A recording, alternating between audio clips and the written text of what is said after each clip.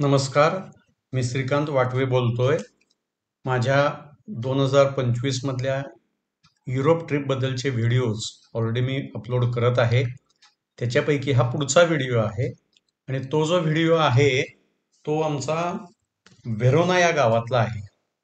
आता व्हेरोनाचं जे ठिकाण आहे ते तसं बोलोग्नापासून जवळ आहे. म्हणजे आम्ही बोलोग्नातनं सकाळी निघालो आणि आमची जी ट्रेन होती ती साधारण 10:25च्या दरम्यानची होती.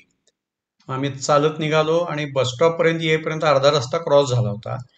मग एका स्टॉपसाठी बसमध्ये बसायच्या ऐवजी आम्ही तसंच पुल ऑन केलं आणि आम्ही स्टेशनला आलो. बोलोग्नाचं स्टेशन हे युरोपमधलं तसं म्हणलात तर इटलीमधलं तसं म्हणलात तर खूप महत्त्वाचं आणि मध्यवर्ती स्टेशन आहे. प्रचंड मोठं स्टेशन आहे.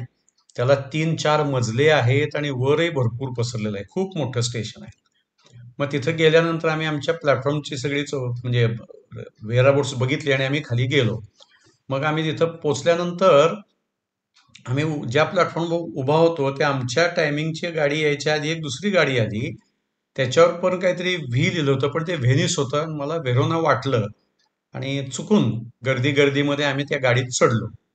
मग त्या गाडीत चढल्यामुळे आम्हाला पुढच्या स्टॉपला गेल्यावर समजलं की आपली गाडी चुकली आहे. मग ते पुढचा स्टॉप जवळजवळ 35-40 मिनिटांना होता. मग तिथं उतरलो, तिथं रिटर्न तिकीट काढून परत बोलोग्नाला आलो.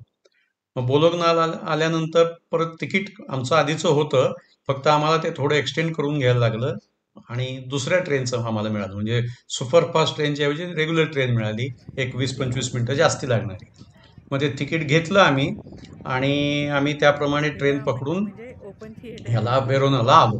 आता हे जे व्हेरोना आहे हे गाव प्रसिद्ध कशासाठी आहे तर व्हेरोना डी व्हेरोना म्हणून आहे. तर त्यांचं एरिना डी व्हेरोना जे आहे ते अतिशय प्रसिद्ध आहे, त्यासाठी हे गाव आहे. आणि रोमिओ ज्युलियटची जी कथा आहे ती ह्या गावावर आहे असं म्हणतात. मग आता आम्ही तिथं उतरल्यानंतर आम्ही बॅग्स तिथं ठेवल्या. मग श्रद्धाला थांबायला सांगितलं.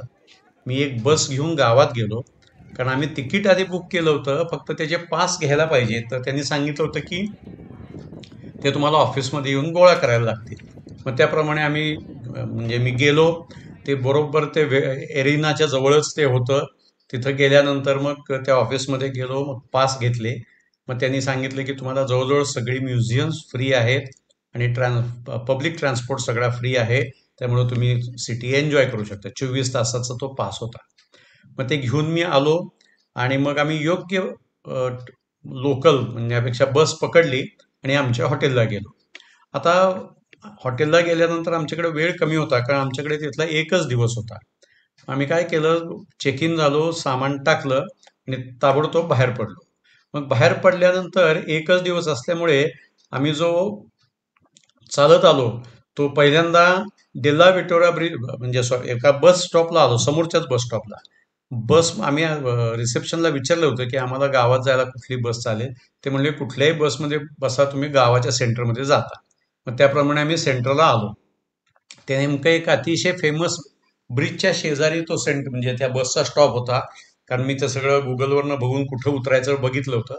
मग तिथं उतरलो आणि उतरल्यानंतर त्या ब्रिजचं मध्ये वेळ न घालवता आम्ही डायरेक्टली पोर्टा बोर्सारी आणि तिथून चालत चालत आम्ही एरेना डी व्हेरोनाला आलो. एरेना डी व्हेरोनाला आल्यानंतर ते स्ट्रक्चर कसं आहे तर अतिशय मोठं आणि दगडाचं स्ट्रक्चर आहे. आपलं कोलोजियम जे आहे रोम मधलं तसं ते स्ट्रक्चर आहे.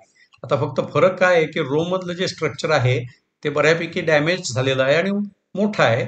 हे सुद्धा मोठं आहे, पण ह्याला मेंटेनन्स चांगला आहे. आता याचा मेंटेनन्स राहायचं कारण काय, तिथं तर रेग्युलरली प्रोग्राम्स घेतात. म्हणजे आतमध्ये प्रोग्राम्स घ्यायचीच प्लेस आहे आणि मस्त क्लोज आहे, सुंदर दगडी स्ट्रक्चर आहे. मी त्याचा व्हिडिओ पण टाकला आहे आणि त्याचे बरेच फोटो मी टाकलेले आहेत. मग आम्ही ते आतनं बाहेरनं सगळं बघून बाहेर येईपर्यंत पाऊस सुरू झाला. आता पाऊस सुरू झाला म्हणल्यानंतर तसा जोराचा होता, छत्र्या होत्या आमच्याकडे, पण छत्री घेऊन त्या पावसातनं चालण्यापेक्षा आम्ही विचार केला दुपारची वेळ झाली आहे, थोडंसं आपण खाऊन घेऊयात. म्हणून आम्ही तिथं शेजारी एका हॉटेलमध्ये गेलो.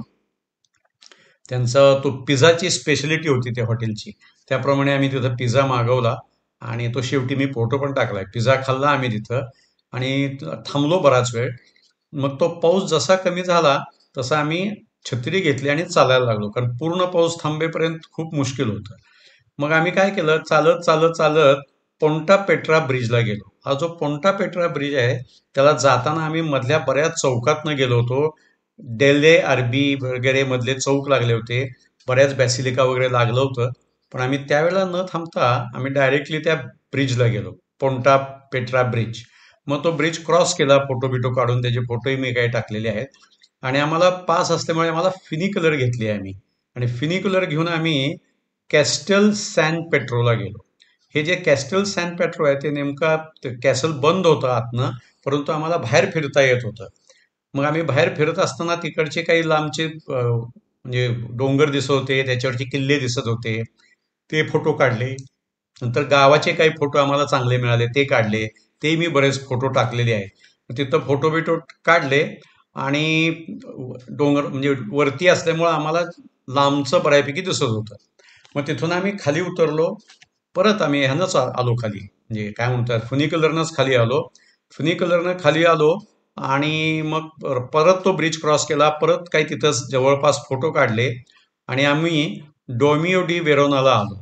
वेरोनाचा तो डोमिओ आहे, खूप सुंदर आहे.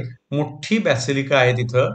त्याच्या पुढच्या बाजूला आम्हाला बॅसिलिका डी सँट ॲनेस्टिसिया लागली. तर ह्या सगळ्या ह्याच्यामधून आज जाता आलं आम्हाला, फोटोग्राफ्स काढता आले. बरेच फोटो त्याचे टाकलेले आहेत. म्हणजे ते तुम्ही त्या दोन्ही बॅसिलिकात गेलात की तिथं तुम्हाला फोटो काढता येतात आणि म्युझियम सारखं पण आत थोडंसं आहे. मग ते करत करत चालत आम्ही पियाझा डेली एरबीला आलो. हा जो पियाझा डेली एरबी म्हणजे एरबी नावाचा चौक, हा जो चौक आहे हा खूप मोठा आहे. आता तिथे टोरे डी लेंबार्टी आहे.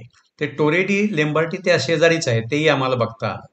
मग तिथं आम्हाला कोणीतरी सांगितलं होतं त्याप्रमाणे रोमिओ ज्युलियट मधल्या गोष्टीची तिथं बाल्कनी आहे, म्हणजे ज्युलियटची बाल्कनी आहे असं म्हणतात. मग म्हणलं ती स्टोरी जी आहे रोमिओ ज्युलियटची, त्याप्रमाणे आपण म्हणलं जाऊन बघून येऊया, म्हणून आम्ही बघायला गेलो. तर नेमकं त्या दिवशी आम्हाला आधीच सांगितलं होतं की ज्युलियटचं घर बंद आहे. ते आम्हाला बाहेरनं ते खिडकीतनं फोटो काढता आला, तोही टाकलाय मी. तो ज्युलियटचा फोटो काढला आणि फोटो काढून आम्ही परत आलो. परत येत असताना एक आम्हाला पुतळा दिसला, की एक कबूतर आहे, म्हणजे पुतळ्यातलंच कबूतर आहे आणि शेजारी एक एक पुतळा आहे. तो पुतळा कोणाचा, तर तो बेर्टो बार्बारिनीचा आहे. आता हा जो बेर्टो बार्बारिनी आहे त्याचा पुतळा काळा पडलाय, पण सारखे हात लावून लावून तो जो ह्याचा पुतळा आहे म्हणजे कबुतराचा, तो मात्र चांगल्यापैकी चाकटतो. त्याचा आम्ही फोटो टाकलेलाच आहे. मग हे सगळं करत करत आम्ही कोलोना अँटिका वगैरे बघत बघत मॅडेमा वेरोनाचं फाउंटेन, त्याच्यानंतर तिथून थोडंसं पुढं गेल्यानंतर कोलोना डी सॅन मार्को लागतो. म्हणजे हे सगळं आतमधलं गावातलं, अर्थात बारीक बारीक पाऊस होता, पण आम्ही सगळं बघत बघत त्याचे फाउंटेन्स बघितले. त्याच्यानंतर ज्या ज्या आम्हाला ठिकाणी आज जाता येतं तिथं सगळीकडे आम्ही गेलो. आणि मग परत चालत आम्ही ज्या रस्त्यानं गेलो होतो त्या रस्त्यानं बाकीचं काय काय कव्हर करता येतंय ते करत करत परत आम्ही एरोना डी व्हेरोनाच्या एरियात आलो. तो जो एरेना डी व्हेरोना आहे त्या भागातच, त्या भागाला पियाझा डी ब्रा असा आहे. म्हणजे तो एक मोठा एरिया आहे, चौक आहे थोडक्यात. चौकात गार्डन बिर्डन आहे. मग त्या चौकामध्ये आम्ही गेलो, तिथं 2-3 स्टॅच्यूज आहेत, त्याचे पुतळे म्हणजे पुतळे उभे केले, त्याचे मी फोटो टाकलेले आहेत. सेंटरला गार्डन आणि कारंजा आहेत, त्याचेही फोटो टाकलेले आहेत. त्याच्यानंतर तिथं व्हिक्टोरियो इमॅन्युएल 2चा मोठा पुतळा आहे, तोही टाकलेला आहे. त्याच्यानंतर तिथं प्लाझो बार्बेरी आहे. त्याच्यानंतर कम्युन डी व्हेरोना आहे. म्हणजे प्लाझो बार्बेरी कम्युनि डी व्हेरोना म्हणजे काय, तर व्हेरोना गावाचं जे सगळं ॲडमिनिस्ट्रेशन चालतं त्याचं मेन ऑफिस तिथं आहे. ते त्या ऑफिसच्या तिथंच टुरिस्ट इन्फॉर्मेशन ऑफिस होतं, त्यामुळे मी सकाळी तिथे येऊन गेलो होतो. देन तिथून पुढे गेल्यानंतर पी प्लाझो डेला ग्रान ग्रुइडिया म्हणून एक ठिकाण आहे, ते बघता आलं. त्याच्यानंतर टिर्गा AL6 डिग्रीज रेजिमेंट अल्पिनी म्हणून एक ठिकाण आहे. अर्थात हे सगळं 6 वाजल्यामुळे आम्हाला बाहेरनंच बघावं लागलं, पण बाहेरनं त्याची काय जी ब्युटी असेल त्याचे आम्ही सगळे फोटो घेतलेले आहेत आणि ते टाकलेले आहेत. मग आम्ही पोर्टा डेला ब्रामधून पुढं चालत चालत ज्या ब्रिजला सकाळी आम्ही उतरलो होतो तिथंच गेलो. मग त्या ब्रिजचे फोटो काढले. मग ते ब्रिजचे फोटो काढले, तिथे एक म्युझियम आहे त्याचेही फोटो काढले. हे सगळे फोटोग्राफी वगैरे झाल्यानंतर आम्हाला साधारणपणे तोपर्यंत 9 वाजलेले होते. याचं कारण आम्ही दुपारी 1ला सुरू केलं होतं आणि हे सगळं बघून चालून पाऊस वगैरे सगळा विचार करता 9 वाजले होते. मग तिथंच आम्ही थोडंसं खाण्याचं सामान घेतलं आणि मग आम्ही आमच्या हॉटेलला आलो. मग आता आमचं कसं झालं होतं की त्याच्या पुढचा जो दिवस आहे तो आम्ही बोल्झोनाला जाणार होतो. त्यामुळे आदल्या दिवशी येऊन तिथं सगळं चेक केलं काय काय कुठं कुठं ट्रेन्स काय आहेत काय नाहीत. आमच्याकडे जी मार्किंग्स होती ती बघितली. ते सगळं करून आम्ही त्या दिवशी तिथं रेस्ट घेतली. अशा पद्धतीनं आमचं व्हेरोना या गावाचं व्हिजिट झालं. व्हेरोना हे गाव जरी फार मोठं नसलं तरी ऐतिहासिकदृष्ट्या प्रसिद्ध गाव आहे. तिथं खूप युद्ध झालेली आहेत. युद्धापासून गावाचं प्रोटेक्शन करण्यासाठी त्या ब्रिजच्या प्रोटेक्शनला काय काय बरंच केलेलं आहे. अर्थात संध्याकाळ झाल्यामुळे आम्हाला त्या सगळ्या ठिकाणी ते बंद झाल्यामुळे जाता आलं नाही. पण त्या गावात बघण्यासारख्या भरपूर गोष्टी आहेत. मग त्या आम्ही सगळ्या बघितल्या आणि मग वेरोनाचं आमचं व्हिजिट संपलेलं होतं. तुम्ही आता माझा जो व्हिडिओ बघताय याबद्दल तुमचे धन्यवाद. तुम्ही बेल आयकॉन प्रेस करा, व्हिडिओ लाईक आणि सबस्क्राईब करा, म्हणजे मी तुम्हाला अजूनही जास्ती व्हिडिओज देऊ शकेन. पुढच्या व्हिडिओची तुम्ही वेटिंग करा. तुम्हाला पुढचा व्हिडिओ मिळणार आहे तो बोल्झॅनो या गावावरचा असणार आहे. धन्यवाद. थँक्यू.